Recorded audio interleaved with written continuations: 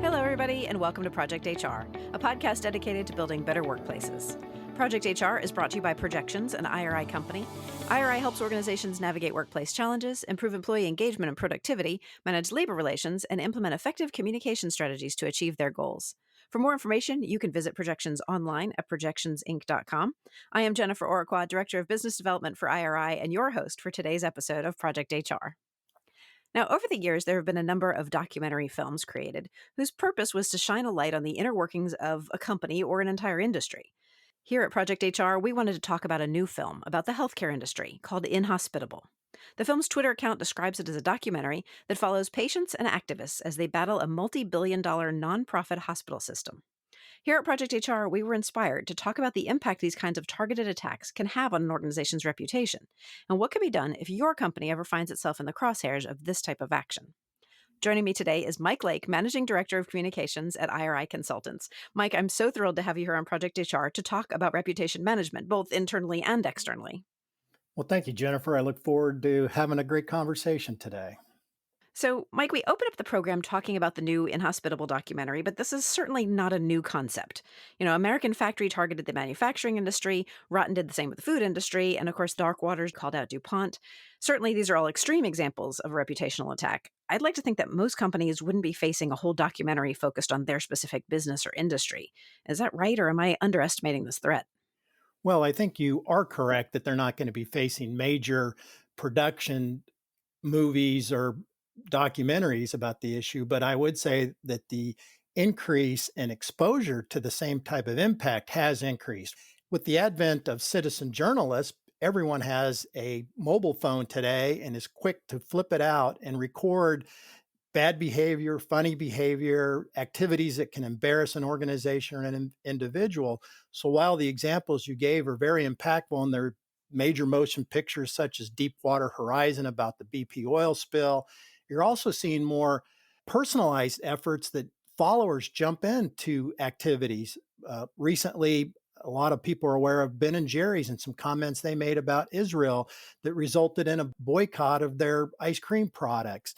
We've also heard about the cancellation of the All-Star game based on voting right restrictions that the state had passed. So people are able to bind together and have an impact by creating YouTube videos, Twitters, Instagrams, and attack an organization from many fronts. So I think the exposure has only increased as people become more involved and more socially active on issues that impact their daily lives. So why can these attacks be so damaging? I mean, everything you named it sort of seems like a small problem, but why is this so damaging? Unfortunately, they're only one-sided. So whoever is taking the video or producing the documentary or filming a motion picture, they're telling the story as they want it interpreted. Companies often don't have an opportunity to respond, or when they do, due to litigation and lawyers involved, they're restricted on how much they can say. So unfortunately, what people are getting is one person's point of view or one organization's point of view, and it damages the credibility and the reputation and the brand of the company. So, Mike, I want to talk a little bit about what can be at stake for our organizations, starting with customers. Well, that's a good question. As Warren Buffett said, it takes 20 years to build a reputation and only 5 minutes to ruin it. And so people, for sure. exactly. It's just, and he's exactly right on that. People spend countless hours and money protecting their organization, their brand, their reputation. And so it's very impactful. And people today have access to more information than they've ever had before. And so they can research their companies. They can make decisions based on the activities of that organization. And we're seeing more and more of that every day, where people are looking beyond just the price of a product and making their buying decisions. But for our listeners, which is mostly folks in the HR space, how can a shift in public opinion affect employees? What about recruitment, retention? Well, as we all see now, people want to identify with an organization that they like and have similar values. Do they agree with their mission? And these people are citizen advocates. They talk to people in the marketplace. So if you are a hospital trying to recruit new nurses into your hospital, They want to see people who work there. What is their experience personally? As we all know from research, people, the most trusted source of information is family and friends. So they want to hear from those people. They want to get their perception of that organization. And so what we see is an organization that is facing negative consequences, bad press coverage, protests in front of a facility, have a much harder time in a very competitive marketplace now to attract that talent. In fact, at IRI, one of the things we're helping our companies with now is what we call the company brand associated with recruitment and retention, and putting people in front of the camera talking about their positive experiences, because we know now, instead of just seeing a job description or reading an article, they want to hear from people inside the company. And so that's one of the areas we're Mhm, really mhm. focusing on now. So, Mike, how difficult is it for a brand or even an entire industry to repair the damage in the aftermath of something like this kind of documentary? I mean, given time, is full recovery possible? Well, that's a great question, Jen. The short answer is yes, it is possible. The long answer is companies need to be prepared for a significant investment of time, resources, and personnel to rebuild that credibility that was lost. As I mentioned in the Warren Buffett quote, it is an ongoing effort if you have a situation like this, so you can come back and rebuild. An example is on the Deepwater Horizon BP spill that we mentioned. BP has been able to rebuild a lot of the damage that was done after that. And part of the Mhm. success there was, in advance of the spill, BP had already tried to change the perception of what it meant to be a major oil company in the world today. And so they talked about BP standing for Beyond Petroleum, and they were taking environmental steps, safety steps, all different things to alleviate some of the concerns of the citizens around the world. So when Mhm. the accident happened in the ocean, they were able to draw upon that brand equity bank to help protect them. There's no doubt they suffered significant reputational damage, but they've been able to come back, and people now go back to BP stations to fill up, and you don't hear the extensive criticism as a company as you once did right after the accident. And I think that's a really good point that reputation management is an investment in the future. Taking care of these problems in the moment and even long term. That's not a cost; it's an investment. Absolutely. All right, Mike, we're going to take a quick sponsorship break right now, but when we return, I want to talk about the action steps that corporate leaders in HR and beyond can take to be prepared. So stay with us. Creating and maintaining a solid digital employee communication strategy can seem overwhelming. But missing out on the advantages of today's tools can mean missing the mark in developing and maintaining positive employee relations. We've identified 7 digital communication mistakes our clients make most often to give you a huge leap forward in your digital communication strategy. From clearly defining the intent of your communication to ensuring consistency, these practical tips are easy to implement. By avoiding mistakes like solving the wrong problem at the wrong time or not taking advantage of a variety of delivery mechanisms, you'll create a solid digital communication strategy that engages employees. Don't waste another minute on an ineffective strategy. Download your free copy of the 7 digital employee communication mistakes today at projectionsinc.com/employee-digital-communication.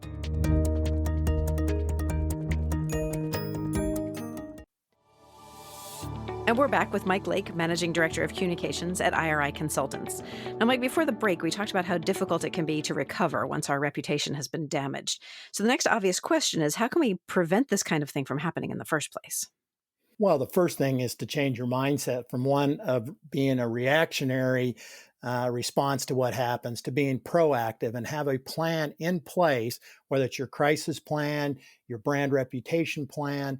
Really look at your organization from the inside out. Do your vulnerabilities assessment. Where does the risk exist within our Mm-hmm. company? And make sure that you Mm-hmm. have a strategy and a plan and accountability to be able to execute it. One of the things we work with a lot of clients on, especially in corporate campaigns that are run by labor unions today, where they attack the reputation of a company and the brand Mm-hmm. prior to any organizing efforts. There's a book by Gerald Manheim called The Death of a Thousand Cuts. And it really focuses in on what it takes, what a corporate campaign is and how they are done. these things don't happen by accident, as you know, Jennifer. These are Hmm. planned out. The unions have a manual for this, and they go after your finances, your health and safety aspect, your board Hmm. members. And they are, an attack on an organization 360 to hurt that reputation, which is gold to any company.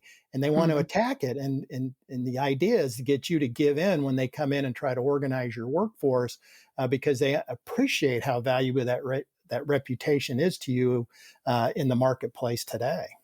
Hmm. And of course, just what you described, it's very difficult to prevent an attack like this. So, are there things that companies can do to prepare for a potential attack, mitigate the damage ahead of it?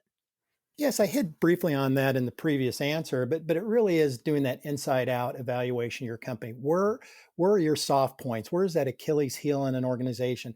Where are you making improvements that maybe haven't been recognized externally? So, having that vulnerabilities assessment, looking at what steps need to be taken to fix where you may be soft on one of these issues. So companies can look for ways to do that. Have a plan in place. Have people who are responsible for that plan. Again, once you put a plan in place, these are living documents. They're not carved in stone. People have to continually make adjustments, have to continually look at changes in the marketplace. So if you make an acquisition of another firm, or if you spin off something, or if you've had an external event that people know about, how does that impact your plan, and be able to adjust Hmm. and prepare for that so you're not caught flat-footed, and it doesn't take you 24, 48, 72 hours to respond if you Hmm. find out Hmm. about somebody. You've prepared for this, and even if you don't have the specific answer, it's something that is new to you. At least you have the systems in place to address them quickly and minimize the risk that and potential exposure to your brand that one of these attacks may bring to light. And what about internally? Like we talked a little bit about employer brand. What should our strategy be there? I mean, really, what needs to be communicated to employees? Well, what's really important, as you know, brand is that public promise you make to the marketplace, and your reputation is, are you living up to those promises you make in that in your brand promise? So, are you living the mission and values? So, part of that is making sure it has to be more than a statement. It has to be more than a poster that hangs in an elevator.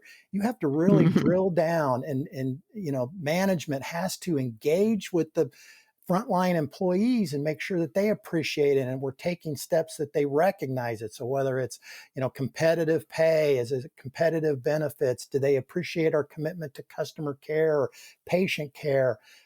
We have to live the values that make up our brand, and people have to know what they are.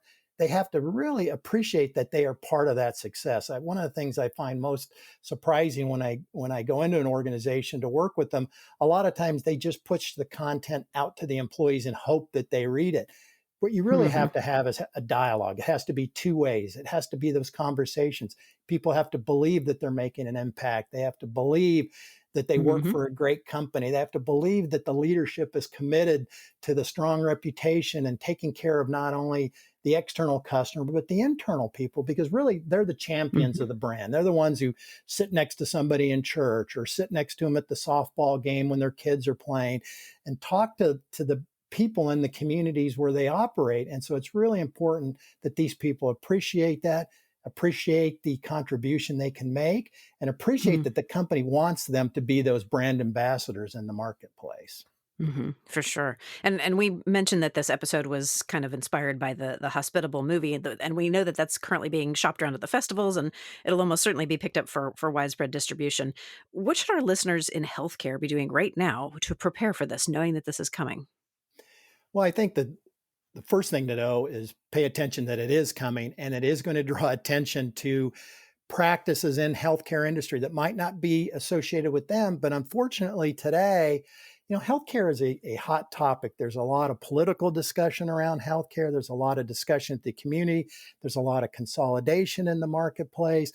Small community hospitals in rural areas are closing. Larger institutions are acquiring them and creating larger healthcare operations. So I think for those people in the industry have to be aware of what are those potential exposures that they have in the marketplace. So shows like, InHospitable focus on executive compensation, or they'll talk about how many nurses are on a floor to the patients. They have to Mm-hmm. talk about the consolidation in the industry, and they try Mm-hmm. to portray it as that is bad. And as we all know who work in it, this consolidation is helping to be able to continue to provide this care in the communities. Mm-hmm. It's a tough business. It's hard to get people, recruit them into these facilities. There's a Yep. nurse shortage. Right Mm-hmm. now with the pandemic and the vaccine requirements has put further pressures on companies. So I think, again, as we were talking about, looking at your own internal vulnerabilities really helps companies be prepared for that. And it doesn't happen in a vacuum. And somebody may read it and a reporter sees it, and then they come ask you because you're in the local community. So you can't think wipe your forehead and say, boy, sure, I'm glad I wasn't in that. You can very Mm-hmm. easily, because you're in that industry, get caught up into a story that doesn't mention you by name. But the follow up, when people want to know, how does it impact me and my community, you very well Mm-hmm. can face those same issues. So let's continue on that thought. You were saying that this doesn't happen in a vacuum. Is there a value in connecting with other organizations in the industry to strategize around communication? I mean, like with Dark Waters, would there have been value in DuPont working together with 3M to share their side and control that narrative? Well, obviously, information is valuable, and it's important that people know that. When you get into a situation like DuPont was facing, there's a lot of legal ramification, and as you know, it puts a restriction on what people can and can't say publicly or to other Mm-hmm. competitors that may be in a marketplace. But there are other avenues that you can reach. So, trade associations that you may be a part of. So, let's say you're in the Mm-hmm. American Hospital Association, where there is an opportunity for an industry to collaborate, can share insights, within the parameters of the legal restrictions they may be under if they're mentioned in a documentary such as this or have ongoing litigation. So there are ways Mm-hmm. for people to engage. At the same time, make sure you have a good media monitoring program in place. Mm-hmm. Make sure that your, media isn't just giving you reports about here are the stories and people get a long list of all of the links, and as we know, most people don't click on them and read them. You have to consolidate the content, and that's where firms like IRI are very helpful. Consolidate Mm-hmm. all that content, draw conclusions from it, and most importantly, make recommendations on how to do it. It's not just sending clip books out and hope people read them and take something away from Right. it. We have to help drive that process. People are really Right. busy, and then something new comes in. You don't want all the balls they're juggling to hit the floor. So helping an organization appreciate what's in the marketplace, consolidate it, and then make recommendations to take action to mitigate the impact, help them inoculate against those attacks that may be coming their way. Perfect. That's smart. All right, Mike, we're going to take some time out for another quick break. We're going to be right back after this. You're listening to the Project HR podcast. I'm your host, Jennifer Oraqua, and my guest today is Mike Lake, Managing Director at IRI Consultants. We are back. Now, human resources can be a critical element in preparing and responding to reputational damage. So, Mike, what role do you think HR leaders should play in reputation maintenance? Well, what's very important is part of the process of recruiting the right people, the onboarding process that they go through so they appreciate the organization, exposure to other people so that people, as we talked earlier, have a sense of community, that they trust and like the people they work with, and also what the company stands for. Do we live the mission and values that we talked about? Forrester Consulting recently did a survey where they said that up to 75% of decisions customers make are tied to the executive leadership team. So they have to not only articulate their vision, the mission and values of an organization, they have to live it. And again, that's where corporate reputation comes in versus brand. Mm-hmm. They have to be seen doing the right thing. It's not just what you put on, again, onto your elevator poster. It's, are you living the examples that you articulate? Are you tying what you do back to those, critical components that you put into that statement?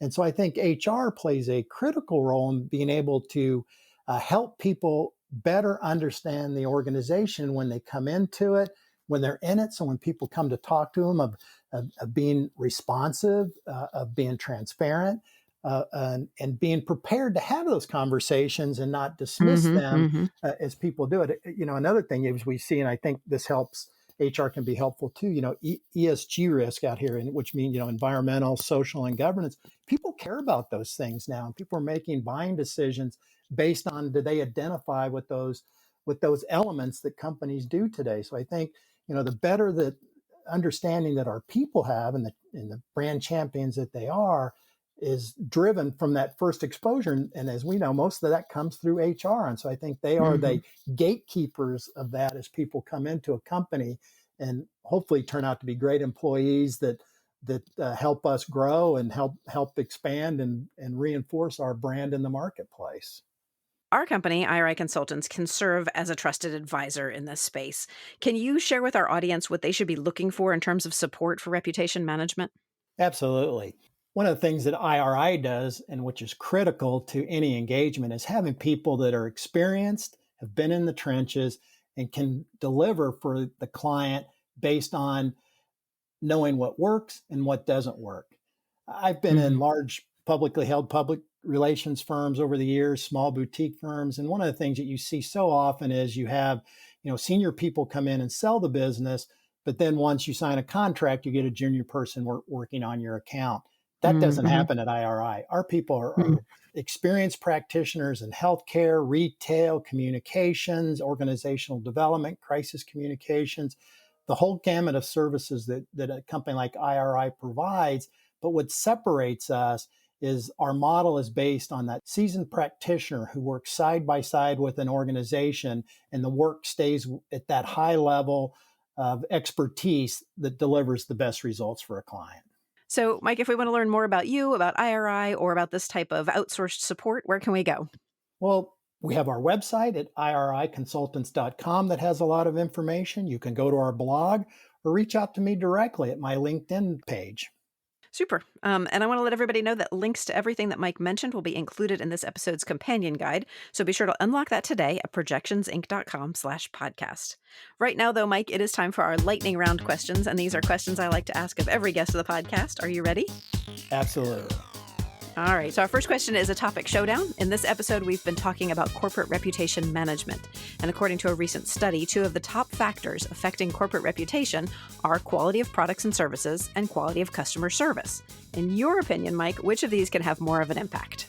I am a firm believer in the quality of customer service. I think people, especially me, if the customer service is fantastic, they make a great effort to help me out, I'll overlook the imperfections of a product or poor service. I just really think that experience is priceless when it comes to covering up for any problems you have with a product. Agree 100%. All right, Mike, what's the best book you've read recently? I do a lot of reading just for pleasure, fiction, but one of the books that recently I liked that wasn't fiction is based on fact. It was called Over the Edge of the World, about Magellan's trip around the world. To me, just somebody back then who was in a ship, you had no idea where you were going. I mean, the courage, just to go out there and do it, and the lack of fear of the unknown. Well, they might have been fearful of it, but they did it anyway. Right. It's just incredible that people would go out and do that and risk everything to explore. It was just incredible. Yeah, that's inspirational. All right, what is your favorite thing about the work you do? What I really like about being a consultant is the diversity of the work and being able to have an impact within an organization. So I'm not doing one thing each day, the same thing every year. Our clients, so I might work on 5 or 6 clients in a week, and then you can see the direct impact. So if it's an organizing effort, whether you win an election, or if it happens to be a crisis, you're able to help the client come out on the other side. Being able to dealing at the executive level of a company, it really fires me up. I like that diversity. I like the excitement of it. And I like seeing the impact of the work. Yeah, something new every day. I agree with you there. What's the best piece of advice you've ever been given? When I started off after I graduated from college, my dad told me, he said, nothing is beneath you. And when I came to Washington, D.C. to work, and I worked on Capitol Hill, and I worked in the White House, he said, look, if somebody asks you to get them coffee, get them coffee. If they ask you to water their plants, water their plants. He said, you're getting paid. you'll be seen as a person who's willing to pitch in wherever you're asked. And so I've always approached my career like that. I want to get my hands dirty with people that are on my teams now as a managing director in our company, and be perceived as someone who, not just perceived, but known as someone who works side by side with them, who's in the trenches. So I don't want people to think I think I'm too good for any of that work. And I think that's been incredible advice that I've lived by my career. Yeah, that's great advice. That's leadership right there. All right, last question. Who or what inspires you? This may be hokey, but I like to say my family. I've got 2 kids that are in high school right now, and just watching them, the inspiration it provides me of that youth, the discovery, the facing new things. One, it reminds you what you were like when you were younger and going through that same time. And of course, the world is so different than when I was in high school. But I just like, it's refreshing to see that. I like to say it helps keep me young, because I see the world through their eyes. And, my son, who's older, is learning to drive for his license. So I take a lot of inspiration in that, and just helps put it into perspective what we do every day. I love that. Thanks so much for joining me today on this week's episode of Project HR, Mike. You're welcome. Glad to do it. All right, I also want to thank everyone for listening, and to remind you that we've done all the hard work for you. Our team listens back to the episode, takes fantastic notes, and provides all the resources in the companion guide for this episode, which you can get at projectionsinc.com/podcast. We are always looking for great guests on Project HR, so if you've got a topic you'd like us to talk about or an idea for an episode, let us know at projecthr@projectionsinc.com. And of course, make sure you never miss an episode of Project HR. Subscribe to the podcast at projectionsinc.com or wherever you get your content. And while you're there, drop us a line, leave us a review, or give us a handful of stars. Remember that what you do in HR impacts the world. That's all we have time for here on Project HR. Let's make it a great day at work.